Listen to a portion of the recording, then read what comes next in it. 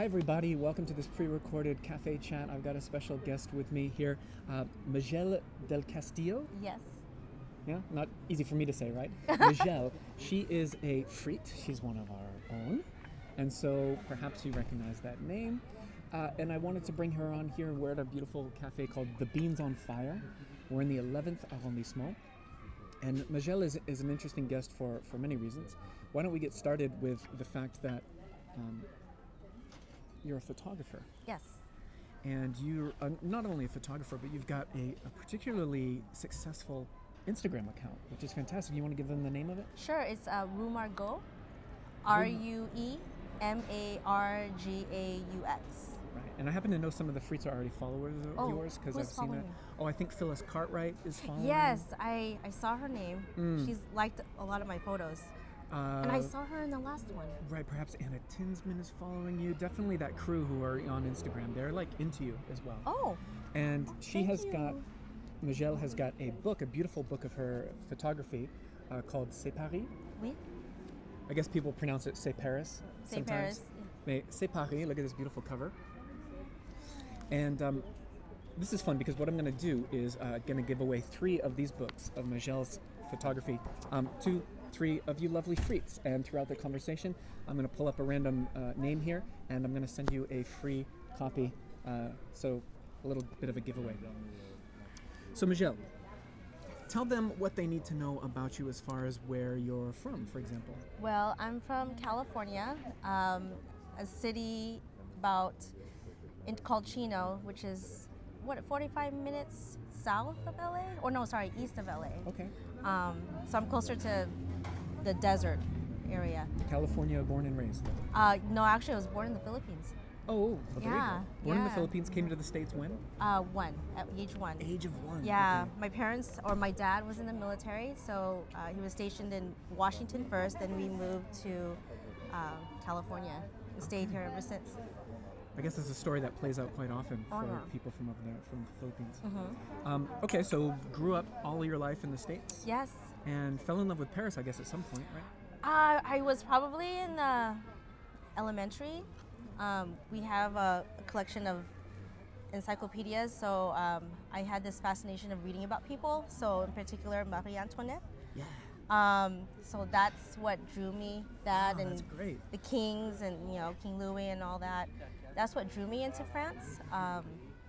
And then it just grew from there. I took French in high school for 3 years and just fell in love with everything, and I had a dream about coming here. How's your Was that? Go ahead. Oh. I was going to ask you how your French was. It was so much better. It was pretty good, and now? Yeah, in high school it was really good. Now, no. I'm relearning it. I think if you give me 1 month here, I think everything will come back. But yeah, it's okay. I'm actually pretty shy. I could read it better than constructing the sentences. The shyness is what killed me at first. That's what I tell people. My one main bit of advice is try to get over that, because everything else is, you learn all this great stuff, but then when it's go time and you're in front of the person, if you're too shy to actually try it, then it's wasted time. Yes, that's true. And I do try. I even try in the States. So there's I do. Well, I have a coworker who's French. So I try to converse with him. I have another coworker who's just like me, who forgot some but's trying to learn again. That's great. So I try. Excellent. So born in the Philippines, very quickly moved over to the States, grew up into Marie Antoinette and the kings and all of that. It does excite the imagination, doesn't it? Once you get into that. Exactly. And then when did you come to Paris first? 2014. Recently? Yes. Well, I didn't think I was going to come here until I was retired. But my husband, for our 10th anniversary, we were planning to renew our vows in LA, and he said, let's just go to Paris. Nice. And at that time, we did not go on our honeymoon. So I said yes, and we actually renewed our vows in Versailles. Ooh, classy. So we did it at the Grand Canal. Yeah. Here's a secret. If you want to do it, you don't need a permit. You could just, you can't, I figured that I might be stopped if I entered through the gate. So I entered through the side to the gardens, and no one questioned me in my wedding attire. I was going to ask if you were dressed like Marie Antoinette, like from head to toe, if you just went for it. And they were like, well, I guess she's supposed to be here. Right? Yeah, exactly. Okay, so I should have tried that. Interesting note, though, for folks who maybe want to pull off a little bit of a ceremony. Oh, yeah. You just walk in. Just walk in. We had a photographer who we hired from Paris come over there and just take pictures. We didn't hire an officiant. I didn't want to say vows in front of someone else, you know, so he just captured us saying our vows to each other, me and my husband, on a boat. So I thought that was romantic. On the canal? Yeah. At Versailles? Yes. Man, you guys know how to roll. I like it. So that was your first time, 2014. We were just talking. You gave up your age. I would never ask you on camera, but you mentioned you're the same age as me. Yeah, pretty much. I will tell you, it's okay. I'm 41. 41 and I'm 42. So, yes. We got that in common. And so that means you came to Paris when you were in your 30s? Yes. Okay. Yeah, and then I thought that would be my only time.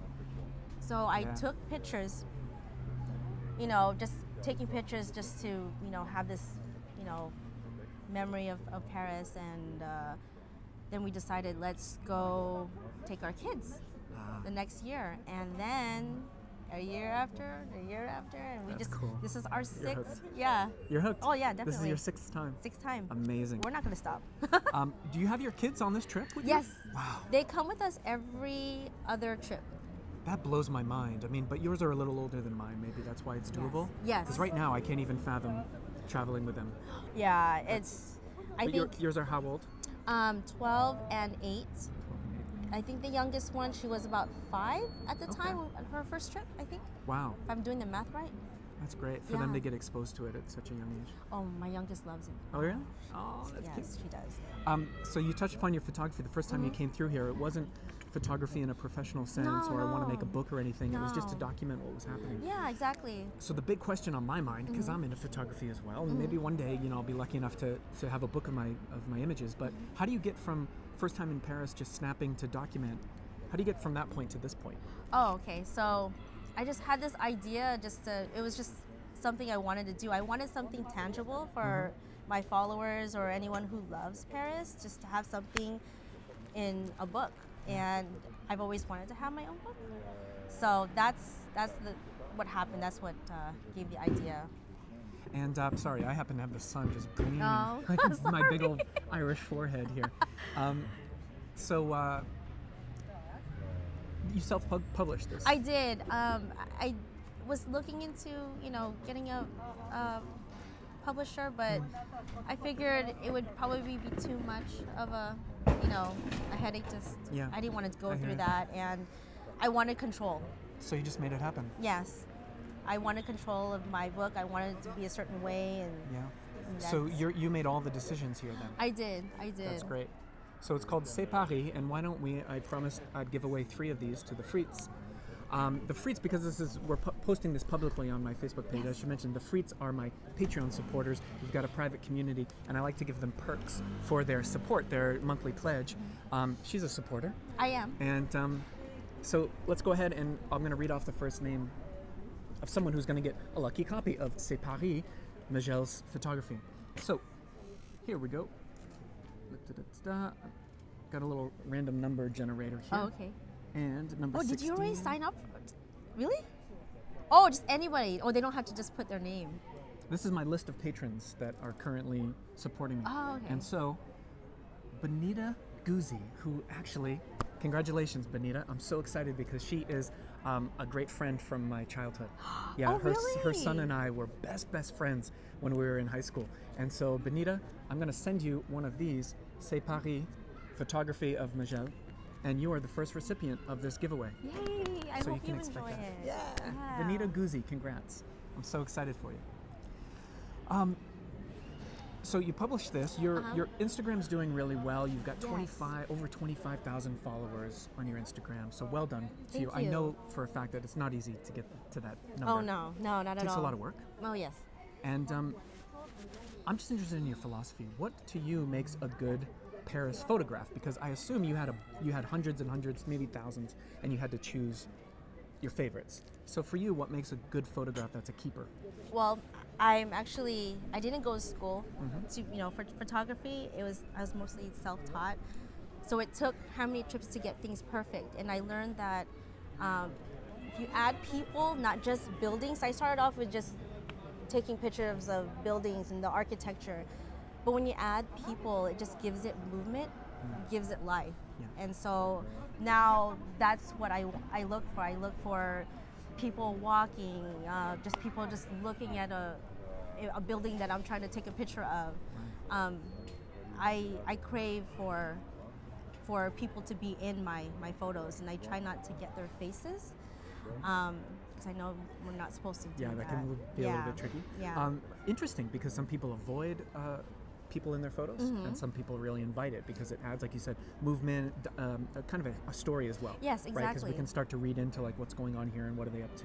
Exactly. Yeah. Okay. Excellent. So people, and what about you're just trying to catch a moment in time? Yes, exactly, and just to give.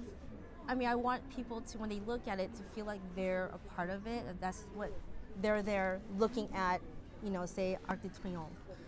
So that's what I try to convey in my. That's great. Well, you must be pulling it off, because you don't get 25,000 followers for no reason. I started that Instagram, but it was I just wanted to share the photos that I took from my first trip. I didn't expect for it to grow. That's amazing. Good for you. Yeah. And you're on it every day, I guess. It takes. No, I've been on and off. Okay, fair enough. I haven't been good at it. Yeah. Sometimes you just have to, stay away from social media for a while. Oh yeah, sometimes you need a break, right? Oh yeah, you do. I hear that. People get consumed by it. Oh yeah. Let's go ahead and rattle off the second random Frye name who's going to win a copy of this book. Let's see here. It's going to be Debbie Kwasinski. Fantastic. I love Debbie. So Debbie Kwasinski, congrats. You're going to get a copy of Majell's book of Paris photography, and I'm going to be sending that over to you as soon as I can. You had a little bit, I like to give people content and things that they can learn from. Sure. You had a little run-in with a almost getting pickpocketed. Oh yeah. So explain how that played out. I will. So like I said, this is my 6th trip, so I never encountered anything like that before. I think it was our 2nd day here.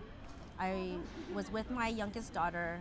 We went on a metro. We got on. There was a teenager standing right in front of the door. So as it opened, I thought she was going to exit. So she didn't. My daughter and I entered.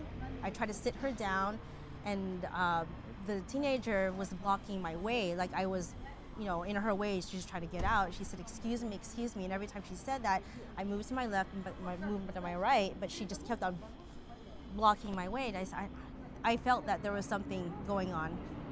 I sat my daughter down. I was going to turn and sit myself down, and I noticed that my bag was open and the doors were starting to close. I noticed she was gone. Luckily, she did not take anything. She actually tried to take, she tried to take something, which was my retainer case.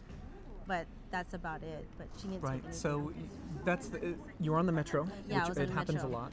Teenage girl happens a lot, yes. actually. Sometimes even younger, because they don't want to send out kids who can't be kept in jail, right? So they can't be detained, really. Right. And that's by design. And then also you felt like you were being distracted, like someone was intentionally getting in your way and moving left when you move left, etc., right? Exactly. So I think what happened, when I saw the doors close, I saw her outside with a friend. So, yeah, she definitely had someone behind me trying to pickpocket me. So they almost got to your valuables, but not quite. So this, all's well that ends well. But it's a very valuable lesson for you and for everybody out there. Exactly. If you're just a little bit distracted and someone kind of gets in your business, maybe something's up. Yeah. Your spidey sense should start. Oh yes, definitely. Let's read off the third name I've got here. Scrolling. This is going to be the third and final Frye winner, and your name happens to be Sheila Clement. Congratulations, Sheila Clement. I'm going to flash this one more time. Okay. C'est Paris, Majell's photography. These photos were taken over the course of the last several 5 trips. years. 5 years. 5 years. Oh, here's a question for a photographer that's been coming through over and over. Do you go and photograph the same things, or do you challenge yourself to find new stuff? Oh, yes. Okay. I do both. I find that, if you revisit old things, old places, you can take the same picture in a different perspective. Sometimes you can just take it at a different angle and it'll look brand new. So yes, I do both. Do you ever come through here different seasons, like times of the year? Or? I try.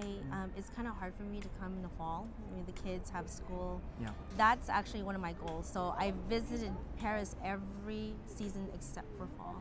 Okay. Yeah. But you must be psyched. I mean, you're catching the cherry blossoms. They're not quite gone yet, right? No, they're not. And the wisteria's coming in? Oh, they're coming. Oh, Isn't that cool? Oh, yes. How much do your husband is politely on the other side of the camera here, waiting for us to do our thing. And do you ever have to drag him along because, or no, is it the opposite? Like, does he have to drag you along because you're trying to photograph and he wants to get somewhere? No, he supports me. He supports. Yeah, Aww. he does. Awesome. Yes. So you can take your time and photograph and blah, blah, blah. Yeah, and sometimes I go by myself. Yeah, because when I travel with Charlotte, my wife, we don't visit a city the same way or at the same speed. I'm always really, really slow. Like if we go into a church, forget it. I'm there for an hour and she wants to get through, right? So I was wondering if the same dynamic happens with you guys. No. He supports me. He waits for me. Sometimes if he's tired, he'll go to the flat and lets me walk by myself and just explore on my own. I should have married Steve. He sounds like a good guy.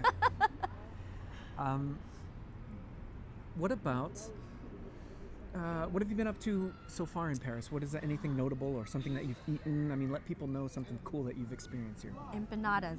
I've had empanadas. Yeah, I've had it, of course, in the back home in the States, but I never had it here. Is that a thing that you would see in the Philippines?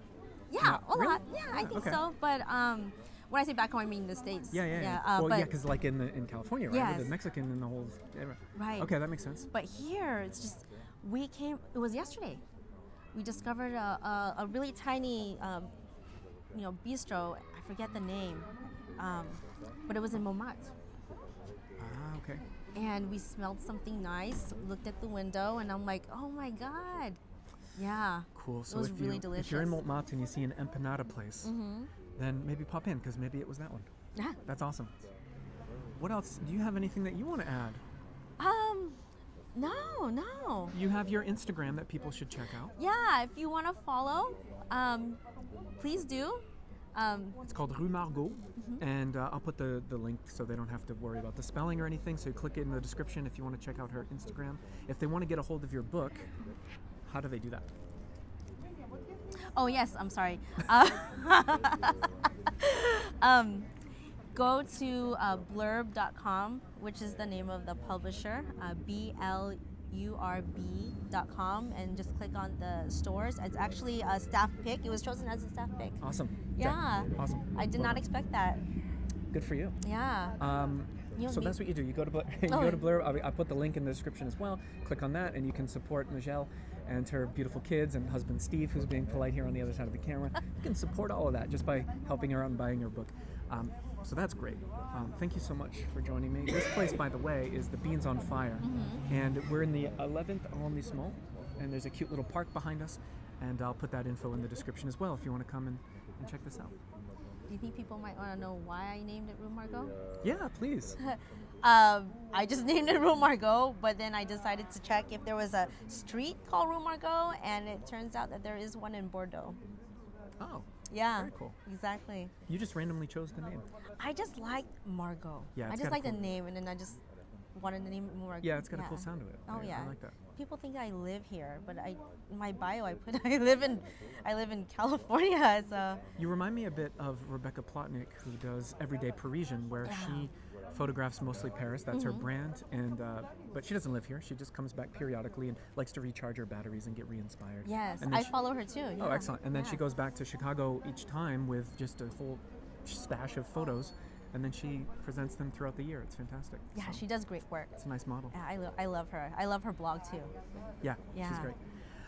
Well, thank you very much, Majell. Thank you. Del Castillo from Rue Margot, and the book is called C'est Paris, and you can find it at blurb.com.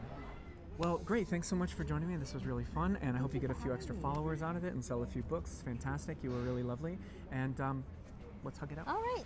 Thanks for having me. Yeah. Yay. And thank you for following and being a supporter. Being a freak. Yes, absolutely. You do great work. Thank you so much. Thanks. And take care, everybody, and catch you Bye. on the next Café Chat. Bye-bye. Au revoir. Bye-bye. Au revoir. Hug it out.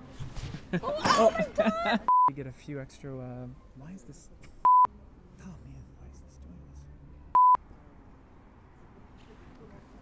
this? Okay. That's good, actually. I'm trying there. we're getting better and better. This will be in the blooper reel. Okay. Right?